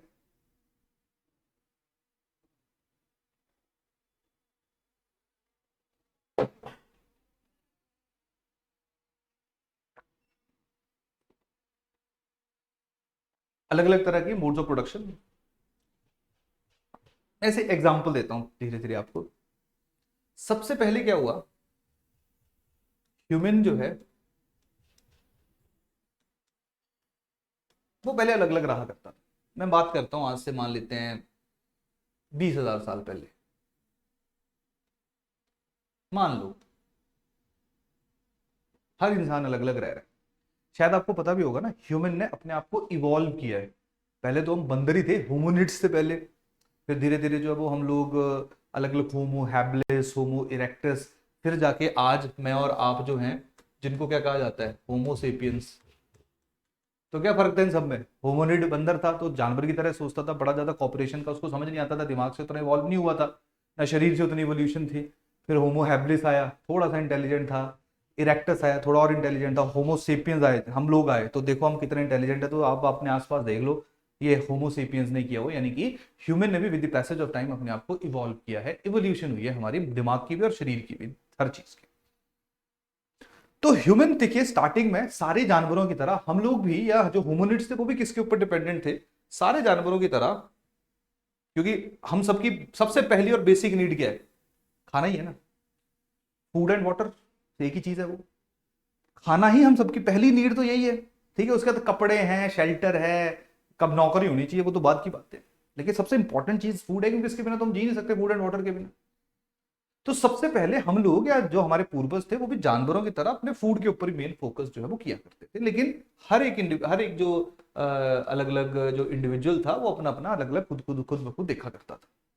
लेकिन जैसे जैसे हम लोग इवॉल्व हुए, तो हम लोगों ने एक चीज को प्रॉपरली एनालाइज करना शुरू कर दिया। ठीक है, जैसे ऐसा मानते हैं कि हमारे ये जो हाथ हैं ये इवॉल्व हुए हैं, क्योंकि पहले हम चारों पे चला करते थे, फिर हमने सोचा यार कि चार पे चलने की जरूरत, कि हम दो पे चल लेते हैं, बाकियों से जो है वो पत्थर पुत्थर या जो भी उठाना है, या जो भी अपने फूल पत्तियां हैं उनको तोड़ना है, फ्रूट्स को तोड़ना है, उनको हम तोड़ सकते हैं। तो धीरे धीरे क्योंकि इनका यूजेस कम हो गया, तो ये फिर इनका जो साइज है एज कम्पेयर टू लेग्स वो कम हो गया। बाकी जानवरों में हम देखते हैं कि चारों चारों टांगे ठीक, बिल्कुल ठीक ठाक है। ठीक है, तो अगर हम कल को हाथ भी यूज नहीं करेंगे, ऐसे पीछे रखेंगे, तो हो सकता है कुछ 1,000 सालों के बाद हाथ भी ना रहे, क्योंकि हमने इनको यूज ही नहीं किया है। तो बहुत सारे इंसान के ऐसे ऑर्गन्स हैं जिनको, या अंग हैं जिनको हमने यूज करना बंद कर दिया, और वो धीरे धीरे खत्म हो गए। ठीक है, पर चलो इन चीजों को तो छोड़ो, थोड़ा डिफरेंट जोन में चला गया मैं आप लोगों को समझा रहा था कि सबसे बेसिक नीड हम सब लोगों की खाना था। अब देखो प्रॉब्लम क्या रहती है कि यार देखो, हो सकता है कि ये जो है, ये मान लेते हैं 20 साल का एक लड़का है, ये जो है ये 70 साल का एक इंसान है। उस जमाने में इतनी एज तो नहीं हुआ करती थी, लेकिन एक एग्जाम्पल दे रहा हूं। ये जो है ये अभी अभी पैदा हुआ है, ये मान लो आप 6 महीने का है। अब फूड जो है, क्या ये जो 6 महीने वाला बच्चा है वो अपना खाना खुद बना लेगा? जैसे जो भैंस है, गाय है, इनके जो बच्चे के होते हैं, पैदा होते ही इनको पता होता है कि जैसे पैदा होते ही ये जीवित रह सकते हैं, इनको कोई इशू नहीं, माँ का जो गाय है, भैंस, उसका दूध वो पी सकते हैं। वैसे भी उनको जो वो उनके लिए वो सर्वाइवल का कोई इतना ज्यादा इशू नहीं रहता। लेकिन ह्यूमन ऐसा है जहां पे बच्चे को आप अकेला छोड़ ही नहीं सकते, क्योंकि अपने आप वो कुछ नहीं कर सकता, वो धीरे धीरे धीरे जो है वो अपने आप को इवॉल्व करता है। तो ह्यूमन क्योंकि एक डिफरेंट स्पीसीज थी, यही कारण था उसने एक चीज को एनालाइज किया कि यार देखो अलग अलग तरह के लोग हैं, बूढ़े हैं, बीमार हैं, बच्चे हैं, तो हम सब लोगों को अगर फूड इकट्ठा करना है तो एक इंसान के बस की बात तो नहीं है। तो हम लोग क्या करते हैं, सारे के सारे लोग जो है वो एक दूसरे के साथ कॉपरेट करके एक साथ रहना शुरू कर देते हैं। ठीक है, एक साथ रहेंगे, शिकार करेंगे, जो कमजोर लोग हैं उनको खिलाएंगे, वो फूल पत्तियां तोड़ लेंगे उनको खा लेंगे, फल फल है ना जो फल वगैरह हैं उनको कंज्यूम कर लेंगे। तो इस तरीके से फॉर द फूड इंसान ने जो है वो एक दूसरे के साथ हिस्टोरिकली एक साथ रहना जो है वो शुरू कर दिया। अब देखो यहां पे जितने भी लोग इस स्पेसिफिक स्टेज पे रह रहे हैं, जितने भी लोग इस स्पेसिफिक स्टेज के ऊपर रह रहे हैं, वो सब एक दूसरे के साथ कॉपरेट कर रहे हैं। जो मोड्स ऑफ प्रोडक्शन है, जो शिकार हो रहा है या जो फल तोड़े जा रहे हैं, वो किसी के नहीं है, वो किसके हैं, वो सबके हैं। ऐसा नहीं कि ये पेड़ मेरा है वो पेड़ तेरा है, क्योंकि अगेन हमने जो है वो क्या करना है, सर्वाइव करना। तो पहली और सबसे इंपॉर्टेंट स्टेट जहां पे हमने कोऑपरेटिव एक्टिविटी करी वो ये था जहां पे हमने फूड के लिए एक साथ रहना शुरू कर दिया। और इस टाइम पे जो हमारा मेन ऑब्जेक्टिव था वो क्या हुआ करता था, फूड हुआ करता था। यहां पे ना कोई बड़ा था ना कोई छोटा था, क्योंकि जो इकोनॉमिक एक्टिविटी प्रोड्यूस जो है वो आपकी परफॉर्म हो रही है, यानी कि जहां से आप लोग चीजों को प्रोड्यूस कर रहे हो, कहां से, शिकार से या पेड़ों से, वो सबके हैं। तो यहां पे जो लोग रहा करते थे इनमें ना कोई बड़ा था ना कोई छोटा था, ना कोई कास्ट बेसिस के ऊपर डिवाइडेड था, ना कोई रिच था ना कोई पुअर था। सब लोग जो है वो नेचर ने जैसा बनाया था सबको बराबर, सब लोग एक बराबरता के साथ जो है वो रह रहे थे। तो कार्ल मार्क्स ने कहा कि this is the first stage of social life, जिसको उसने नाम दिया प्रिमिटिव कम्युनिज्म। जिसको उसने क्या नाम दिया, प्रिमिटिव कम्युनिज्म। कम्युनिज्म का मतलब क्या है, एक कॉम्युनल होता है, कॉम्युनल सांप्रदायिकता होती है वो अलग बात है। कम्युनिज्म का मतलब होता है जहां पे इकोनॉमिक एक्टिविटीज के ऊपर जो है वो सबका कंट्रोल होता है, सबकी होती है, वो ना सरकार की होती है ना कुछ लोगों की होती है। जो उस एरिया में रहने वाले लोग हैं या जो धरती के ऊपर रहने वाले लोग हैं, सबकी मोड ऑफ प्रोडक्शन सबकी है। कोई किसी का ना कोई मालिक है ना कोई नौकर है, सब बराबर हैं, जिसको जो चाहिए वो ले लेता है और कंज्यूम करना शुरू कर देता है। दैट इज कम्युनिज्म, जहां ना कोई सरकार है ना कोई धर्म है, सब लोग जो है वो एक दूसरे के साथ मिलकर रह रहे हैं और अपना अपना जो सेल्फ गोल्स हैं जो आप अचीव करना चाहते हो, आप उसको अचीव करने की कोशिश कर रहे हो, ना कि दूसरे को नीचे गिरा रहे हो, दूसरे को सप्रेस कर रहे हो, दूसरे को ह्यूमिलिएट कर रहे हो। क्लियर? तो इसको प्रिमिटिव कम्युनिज्म कहा, यानी इसने कहा कि यार देखो जो ह्यूमन लाइफ की शुरुआत थी वो एक ऐसी इकोनॉमिक एक्टिविटीज हुई थी जहां पे सब लोग बराबर थे, किसी के साथ कोई भेदभाव नहीं था। तो सोशल इनइक्वालिटी भी देखने को नहीं मिलती थी, ना कोई सोशल टेंशंस थी ना कोई सोशल कॉन्फ्लिक्ट्स थी। But at the same time, he acknowledged and realized that social change is inevitable. जैसे जैसे टाइम आगे बढ़े, जैसे जैसे समय आगे बढ़ेगा, जैसे जैसे समय आगे बढ़ेगा, इनकी पॉपुलेशन भी इंक्रीज होगी। पॉपुलेशन इंक्रीज हुई और ज्यादा लोग आ गए। जितने ज्यादा लोग आ गए, अब ये मैनेज करना एक बड़ा बहुत मुश्किल टास्क हो गया कि अच्छा कौन इंडिविजुअल जो वो कैसे फंक्शंस परफॉर्म करेगा। तो धीरे धीरे यहां पे जो पावरफुल थे, जो स्ट्रांग थे, क्लियर, या ऐसा मान लीजिए जो मेन इकोनॉमिक एक्टिविटीज को परफॉर्म किया करते थे इस पूरे ग्रुप के बिहाफ पे, उन्होंने जो पूरे की पूरी पावर है वो अपने हाथ में ले ली। क्लियर? तो सारे खेत, खलियान, पेड़, जमीन वो उनकी होगी। Clear? That is the second step. क्यों? क्योंकि अब इतना एक एरिया में ज्यादा लोग रहने शुरू हो गए तो रिसोर्सेज के लिए कंफ्लिक्ट होने शुरू हो गए कि जी मेरा पेड़ मैं लगा था तोड़ने, किसी ने छीन लिया क्योंकि किसी को कम मिल रहा है। तो यहां पे कहीं ना कहीं ऑर्डर जो है स्टेब्लिश करना पड़ेगा। तो वहां पे जो है वो सेकंड स्टेज या सेकंड मोड्स ऑफ प्रोडक्शन आएगा, जहां पे कुछ लोग जो हैं उनके पास सारे के सारे जो आपकी लैंड है, जमीन है, उसका कंट्रोल आ जाएगा और बाकी लोग जो हैं वो इनके अकॉर्डिंगली काम करेंगे। जो ये कहेंगे उनको फॉलो करना पड़ेगा। क्यों? क्योंकि भाई इनके पास सारे की सारी जमीन आ गई, अब चाहे ताकत से ली चाहे जैसे मर्जी थी। क्लियर? तो इसको सेकंड स्टेज कहा गया, इसको कहा गया एंशिएंट स्लेवरी। देखिए हमारे देश में थोड़ा सा सिस्टम अलग था। हमारे यहाँ पे स्टार्टिंग में जो वैदिक सोसाइटी थी तो ऐसा नहीं था। वैदिक सोसाइटी में लोग खुद बनाते थे कि भाई तू राजा बनेगा और तू हम सबकी हेल्प करेगा, और राजा को कभी भी निकाल सकते थे। तो हमारा डिफरेंट है, ये थोड़ा यूरोपियन सोसाइटी के ऊपर केंद्रित है। ये भी कार्ल मार्क्स की जो थ्योरी है इसका एक बहुत बड़ा क्रिटिसिज्म। क्लियर? तो दूसरा आ गया तुम्हारा एंशिएंट स्लेवरी वाला। क्लियर? धीरे धीरे जो है वो सिस्टम और ज्यादा चेंज हुआ, जहां पे किनशिप आ गई। किनशिप का मतलब है कि राजा वगैरह जो वो बन गए, यानी कि पूरे की पूरी पावर जो वो एक ही इंडिविजुअल के पास आ गई, और उस एक इंडिविजुअल ने आगे एक के पास आगे उसने अपनी टेरिटरीज को एक्सपैंड किया। पूरे के पूरे जमीन के ऊपर उसने अलग अलग फ्यूडल लॉर्ड्स रख दिए।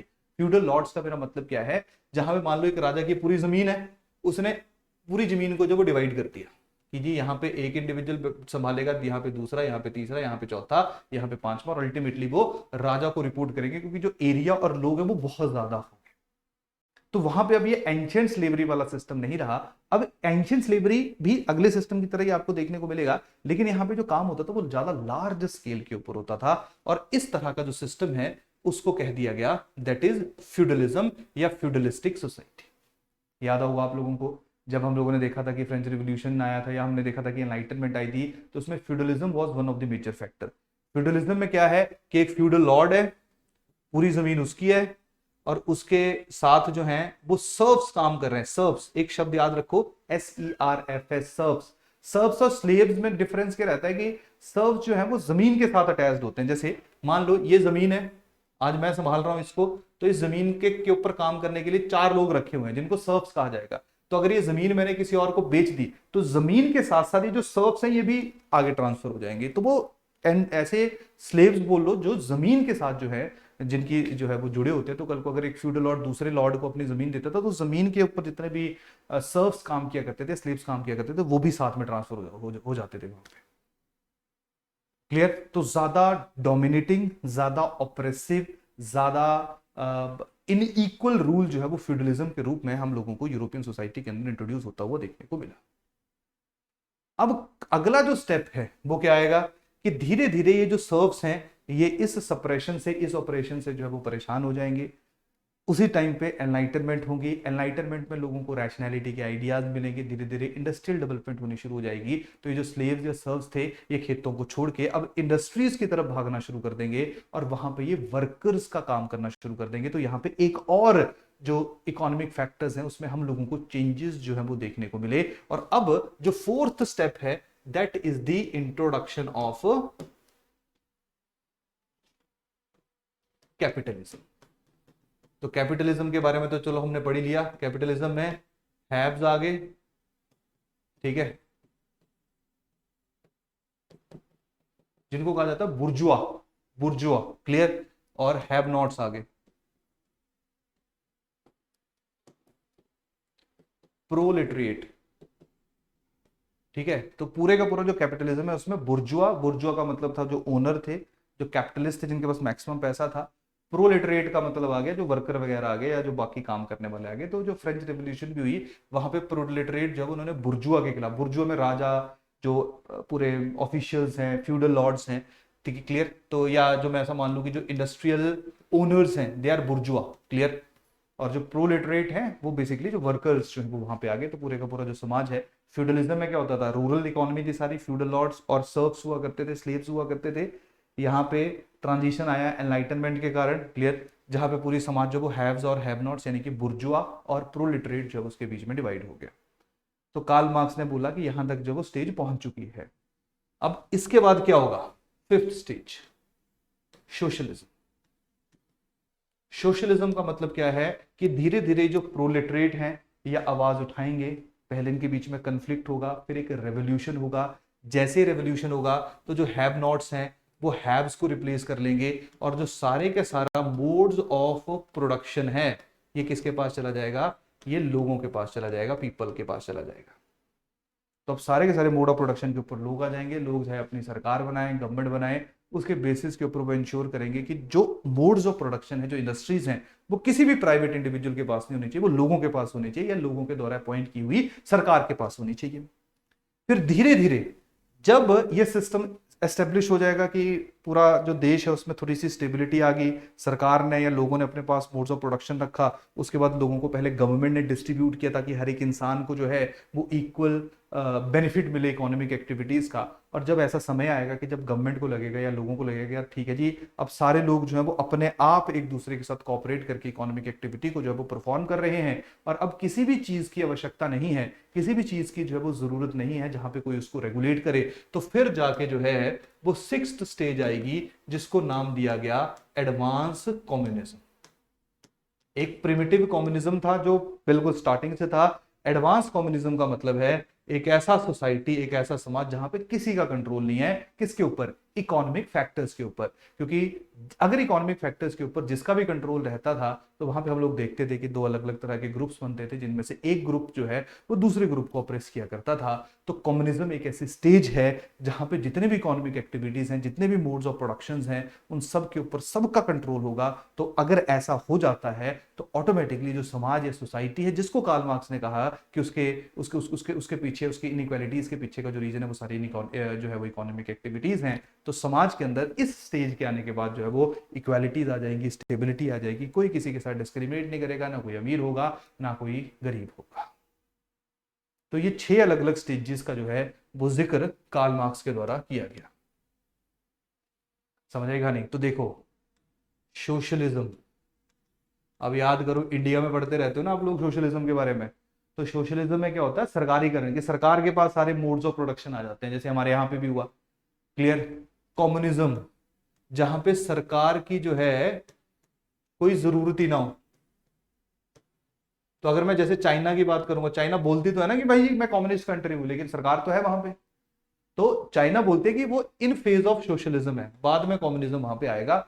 आज तक कहीं पे भी कम्युनिज्म नहीं आया है। कम्युनिज्म नहीं आने का एक सबसे बड़ा प्रॉब्लम है, क्योंकि जब आपने कह दिया कि मोड्स ऑफ प्रोडक्शन जो है वो सभी के होंगे, तो देखिए इंसान की बेसिक नेचर है, इंसान का एक बेसिक वो है कि वो हमेशा चाहता है कि ज्यादा से ज्यादा चीजों को जो वो एक्युमुलेट कर पाए। वैसे कुछ लोग ये कहते हैं कि कैपिटलिस्टिक विचारधारा है कि मैं इसलिए चाहता हूं ज्यादा से ज्यादा चीजों को एक्युमुलेट करना, क्योंकि मेरे को पता है कल को वो चीजें कम हो सकती हैं, या हो सकता है कल को वो चीजें मेरे को ना मिले। लेकिन अगर मेरे को ऐसा पता है कि यार जब भी मेरे को जरूरत पड़ेगी वो मेरे को चीज मिल जाएगी, तो मैं या आप कोई भी क्यों एक्युमुलेट करेंगे। लेकिन प्रॉब्लम क्या है कि जैसे जैसे with the passage of time population increase हुई है, रिसोर्सेज तो उतने ही है। तो जब पॉपुलेशन बहुत बढ़ गई, रिसोर्सेज कम है, और अगर आप इस स्टेज में पहुंचा देते हो समाज को, यानी कि स्टेज ऑफ कम्युनिज्म, तो वहां पे हर एक इंडिविजुअल की जो बेसिक नीड्स है उनको सेटिस्फाई करना मुश्किल हो जाएगा, क्योंकि हर एक इंसान जो उसका हर एक चीज के ऊपर जो वो कंट्रोल होगा, जो उसका मन करेगा वो उसको ले सकता है, उस इकोनॉमिक एक्टिविटी के जरिए जो है वो अपने रोजमर्रा की जो जिंदगी है उसको चला सकता है। तो ये वाली स्टेज वैसे भी यहाँ पे पहुंचना जो है वो that is very much difficult. यही कारण है ये स्टेज किसी देश में आज तक नहीं आई है। क्लियर। तो पूरे का पूरा जो मोड्स ऑफ प्रोडक्शन है on the basis of historical materialism, तो देखो early human society, classless society, ना कोई अमीर है ना कोई गरीब है। एंशियंट स्लेवरी वर्ल्ड, जहां पे स्लेव्स आ गए और कुछ सोशल एलिट आ गए जिन्होंने पावर जो है वो सर्व कर ली।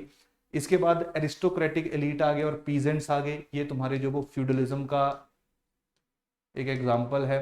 उसके बाद प्रोलेटरेट और बुर्जुआ जो है, बुर्जुआ बेसिकली कौन आ गए, जो कैपिटलिस्ट हैं, जो इंडस्ट्रियल ओनर्स हैं, जो रिच लोग हैं। और प्रोलेटरेट कौन आ गए, जो पुअर आ गए, जो वर्कर क्लास आ गए। इनके बीच में जो वो फिर कन्फ्लिक्शन होगा।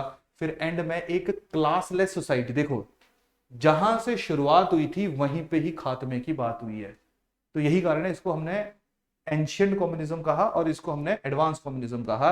तो इस तरीके से हिस्ट्री का एंड होगा, कोई कंपैरिजन करने की जरूरत नहीं होगी, सारी चीजें जो वो स्टेबल हो जाएंगी, जहां पे प्रोलेटरिएट, क्लास कन्फ्लिक्ट्स, मास प्रोडक्शन, सब कुछ सबकी होगी, ना लड़ाई होगी ना झगड़ा होगा, और इस तरीके से सब कुछ बढ़िया हो जाएगा, सोसाइटी के अंदर स्टेबिलिटी आ जाएगी। तो कार्ल मार्क्स जो है वो इस तरह की सोसाइटी की बात करता है, क्योंकि यहीं से ही हम लोगों ने शुरुआत की थी। इसके बाद मल्टीपल फेजेस हम लोगों ने देखे, पर इस चीज को अचीव करना मेरे अकॉर्डिंगली पर्सनली जो है वो काफी ज्यादा डिफिकल्ट है, काफी ज्यादा मुश्किल है। क्लियर। और अगेन अभी भी इसका जो कंसेप्ट है वो बहुत ज्यादा इकोनॉमिक ओरिएंटेड है। तो ये हमारे दो इंपॉर्टेंट पहलू थे, दो इंपॉर्टेंट एस्पेक्ट्स थे कार्ल मार्क्स के बारे में।